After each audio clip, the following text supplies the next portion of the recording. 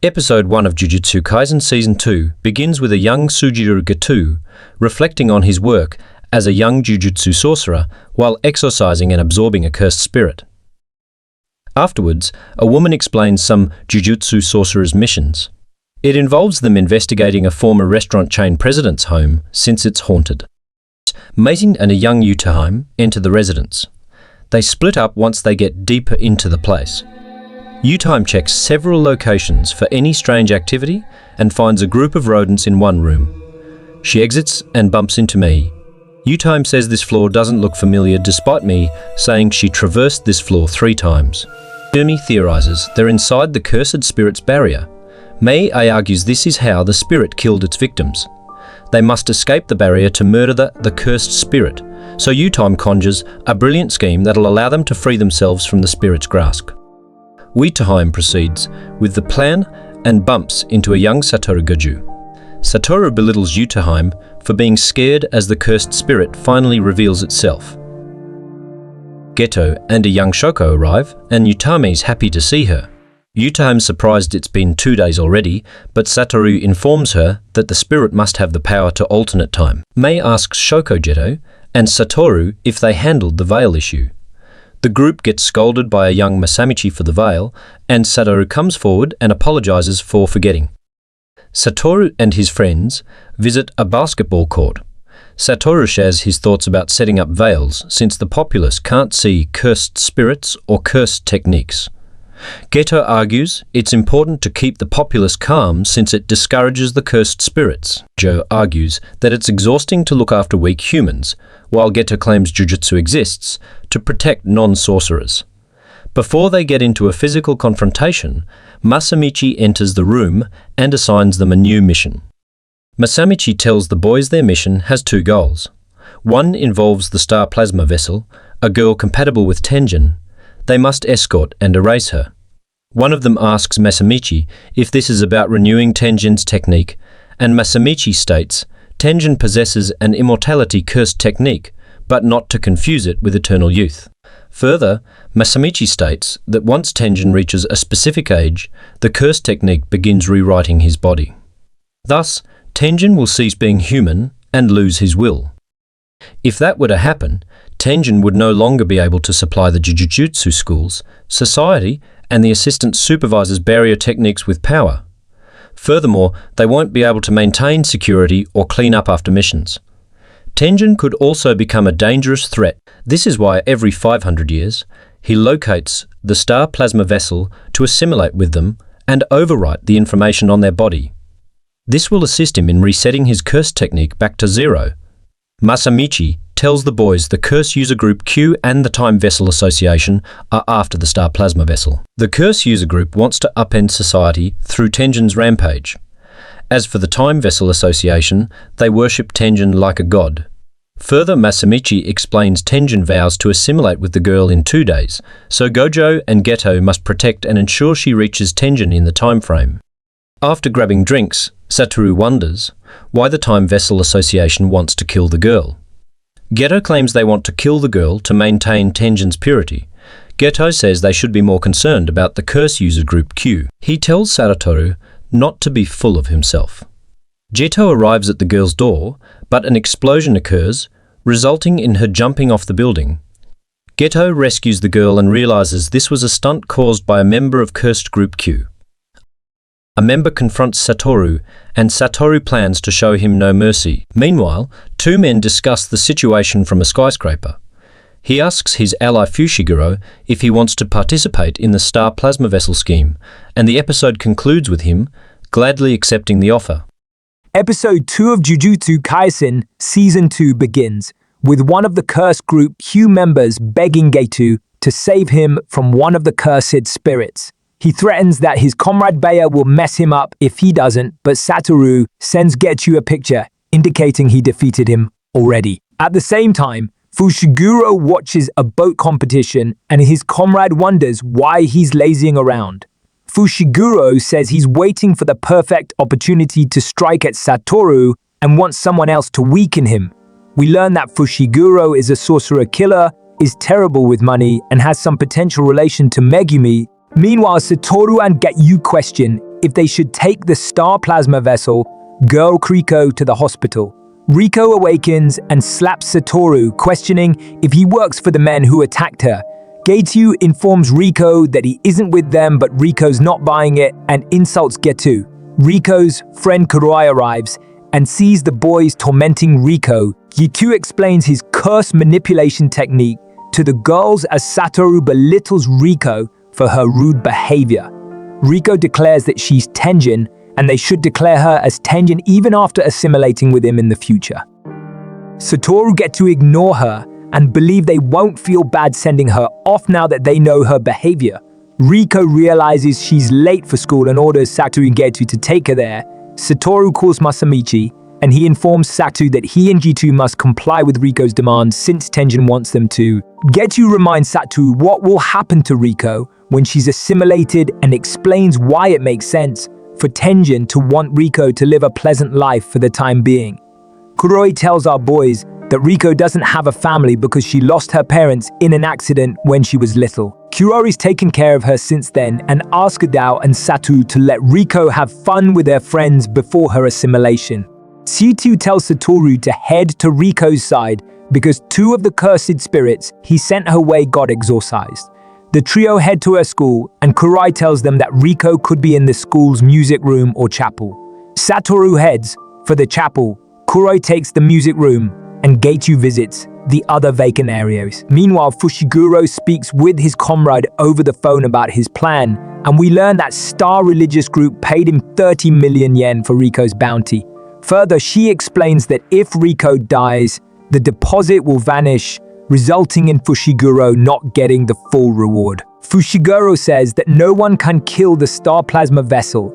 If Satoru's nearby due to Satoru's powers, Fushiguro's unsure if he can kill Satoru but tells his comrade he'll leave the bounty for Riko's head up for 47 hours and let his fools weaken Satoru and the others with him. Something bugs Fushiguro, so he plans to head out and intervene in their foray. He hangs up on his comrade and leaves the restaurant.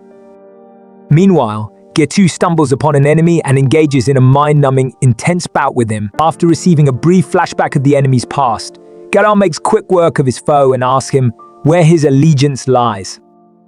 Satoru enters the chapel and finds Riko and her friends inside. Her friends lose their minds over Satoru's beauty, and Satoru's leaning into their lust for him. Their instructor tells the girls to pipe down but secretly hands Satoru her phone number. Satoru pulls Riko aside, and they head for Jujutsu High. Kuroi stumbles upon another enemy, and with Geto's help, defeats him. Geto and Kuroi plan to follow Satoru to Jujutsu High. Get informs Satoru of intel he received from the man he defeated.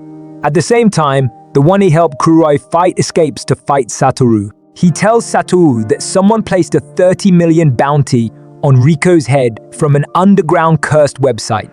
Getu says these men have until 11 am the day after tomorrow to complete their mission. Satoru fights his companions, enemies, and toys with him. After showing off and failing at his technique, the episode closes with Riko informing Satoru that someone captured Kuroi. Episode 3 of Jujutsu Kaisen Season 2 begins with Riko informing Satoru that Kuroi got captured. We cut to Kuroi telling Getu to rush to Riko's side since terrible things could happen. Getu apologizes to Satoru for underestimating how much their opponents would value Kuroi. Satoru ponders various schemes Kuroi's kidnappers will try to pull on them while Riko's worried for Kuroi's safety. Satoru agrees to bring Riko to the meeting location after hearing her out. He promises to leave Riko behind if it hurts Kuroi's chance of survival. We cut to our heroes at the beach, and Kuroi apologizing to Getu for getting captured by the Star Religious Group Q. We receive a brief snippet of how Satoru and their friends' encounter with the group went down before they took their small break on the beach. Getu confirms they used a plane to get here because it was a safer means of travel. He wonders why the Star Religious Group Q designated Okinawa for the exchange. Kuroi believes they arranged the meeting here to keep Riko from making tomorrow's full moon deadline. However, Getu disagrees because they would have chosen a rural area with poor transit infrastructure. Getu notes that they have other first years from Jujutsu High with them, so their enemies wouldn't dare take over the airport. We get introduced to Nanamai and Haibara, the two first years in question. Haiba is pumped for the task while Kento's not as enthused. As Satoru and Riko are goofing around, Geto says it's time to depart. However, Satoru argues they should stay in Okinawa for one more day since there are fewer curse users here than in Tokyo. Geto asks Satoru if he's sure this is a good idea since he speculates he's wearing himself out. Satoru's not worried since he has Geto and can handle himself. We get a few snippets of Satoru and his friends visiting different locations in Okinawa before returning to Jujutsu High for their protection mission's third day. Suddenly, Fushiguro attacks Satoru, shocking Geto since they're within Jujutsu High's barrier. Fushiguro recalls a time when he went to see Satoru when he was a child. He was interested in the fact that he was born with the Six Eyes ability. He said no one ever noticed him standing behind him before, which is why he sent people to wear Sato down. Geto pushes Fushiguro back with his cursed spirit. Satoru tells Geto to panic because Fushiguro's attack missed his vitals.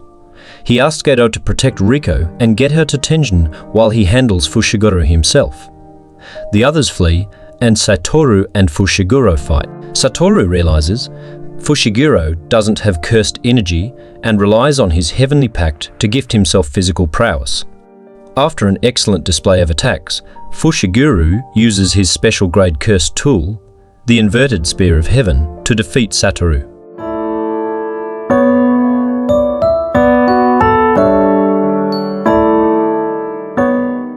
Meanwhile, Geto and the others get closer to Tenjin's territory. Kuroi tells Riko she can't proceed. The two share one final moment together. They reach Tenjin's location, the foundation of the nation's key barriers, called the main hall of the Tombs of the Star. Geto gives Riko instructions on where to go and promises Tenjin will protect her until the assimilation. However, Geto gives Riko a chance to leave this place and return to Kuroa, since he discussed the possibility with Satoru before they started their mission. Riko thinks it over and wants to stay with everyone longer. Unfortunately, Fushiguro shoots Riko and tells Geto he killed Satoru. The episode closes with Geto planning to avenge his friends. Episode 4 of Jujutsu Kaisen Season 2 begins with Geto fighting Fushiguro. Fushiguro explains how he managed to reach Jujutsu High to Geto. Fushiguro explains his lack of curse energy, a cursed spirit that carries his cursed tool, and invisibility options to get out. He says he would have attacked Riko first, but Fushiguro prioritized Satoru instead since he was a major threat to him. Geto asks Fushiguro how he knew which doors led to the Tombs of the Star. Fushiguro says his heavenly pact enhances all 5 of his senses, allowing him to see and sense difficult footprints, scents, and so on. Fushiguro says Kurui's probably dead, angering Geto. After a valiant effort, Fushiguro obliterates Geto and belittles him. Riko and Satoru for losing to a man like him who can't use cursed techniques. Fushiguro visits the Star Religious Group headquarters with his partner and presents the Star Religious Group representative Shigeru Sonoda with Riko's corpse. Shigeru promises to pay Fushiguro and give him a bonus. He explains he expected them to fail, but seeing that they succeeded, he doesn't mind giving them extra goodies. He explains the origins of the Star Religious Group to them and why they couldn't allow assimilation to occur. Shigeru takes Riko away while Fushiguro and his partner depart. Fushiguro told his partner to murder Kuroi, but he refused. His partner explains he wanted her to be successfully rescued because it would wear Satoru down if he succeeded rather than failed. Fushiguro asks his partner to take him for lunch, but he says paying for men is strange.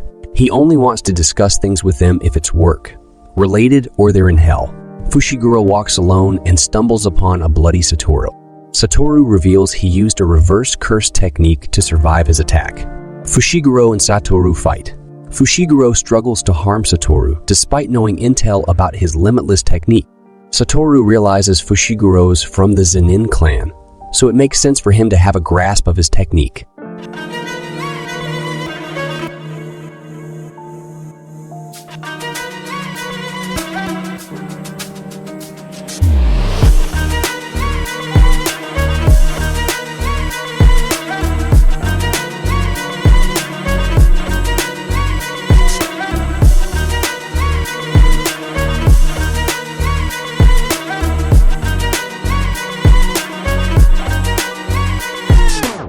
Satoru fatally wounds Fushiguro. Before he dies, Fushiguro tells him his kid will be sold to the Zenin clan, the clan that rejected him.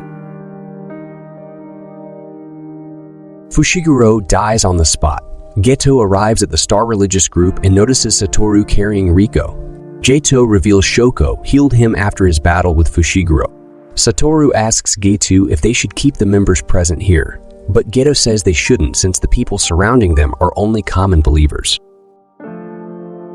Episode 5 of Jujutsu Kaisen Season 2 begins 1 year after the events involving Satoru fighting Fushiguro and retrieving Riko from the Star Religious Group. Satoru demonstrates the automatic selection portion of his Jujutsu technique to Geto and Shoko. As Satoru explains his technique and its advancements further, Geto claims Satoru's become the strongest four and handles all his missions by himself. Geto claims he's been completing tasks alone too. He confirms Shoko never gets the opportunity to tackle dangerous ones alone.